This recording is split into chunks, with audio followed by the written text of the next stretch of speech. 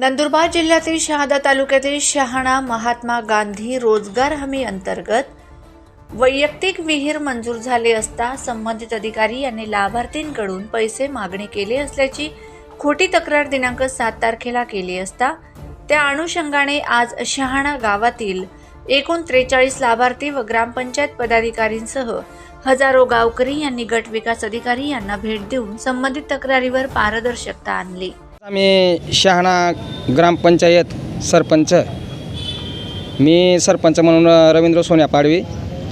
तर आमचा विषय असा होता की आमच्या गावात शहाणा गावात MRGSचे कामं सुरू आहेत। तर पहिल्या टप्प्यात आम्हाला 15 विहिरी भेटल्या आणि दुसऱ्या टप्प्यात आम्हाला 23 विहिरी भेटल्या, परंतु काही संघटनेमार्फत काहीतरी तक्रार करण्यात आली पंचायत समितीला शहादा लेवलला। तर कामाच्या आम्हाला अडचणी यायला लागल्या। तर लाभार्थी माझ्याकडे आले सरपंचाकडे।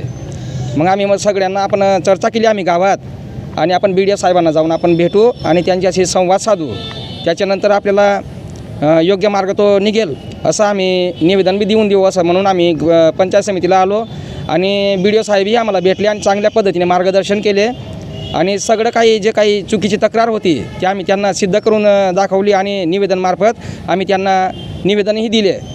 तर निवेदन देताना सगळे ग्रामस्थ, लाभार्थी, उपसरपंच, सरपंच, माजी सरपंच, गावाचे ज्येष्ठ नागरिक, पुढारी वर्ग सगळेच काही लोक होते आमचे उपस्थित इथं। आता कुठेतरी गावाचा विकास होत असून शहादा पंचायत समितीला चांगले गट विकास अधिकारी लाभले असता त्यांनी तब्बल गावात 30 ते 40 वैयक्तिक विहीर मंजूर केले असता यातील 15 विहिरींना भरघोस पाणी लागले असता आदिवासी शेतकऱ्यांचे आर्थिक जीवनमान उंचावेल यात मात्र शंका नाही। यासाठी आज गावकरी खोटी तक्रार विरुद्ध गट विकास अधिकारी शहादा यांना निवेदन देण्यात आले।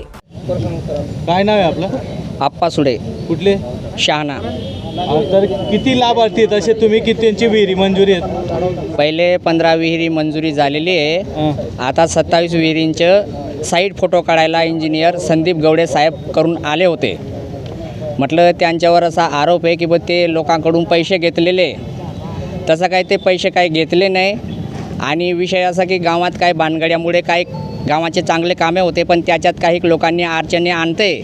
तर म्हटलं रवींद्र सोन्या पाडवीकरून सरपंच आणि त्यांच्या ऑपोजिट मी आप्पा सुडे, म्हटलं असा काही विषय नाही आहे। आम्ही गावातले सर्व उपसरपंच, सरपंच, जे काही कार्यकर्ते लोके आणि सर्व खास करून लाभार्थी आम्ही इथे उपस्थिती दिली। BDO साहेबांशी संपर्क साधलं व यांच्यावर काही विचार करावे।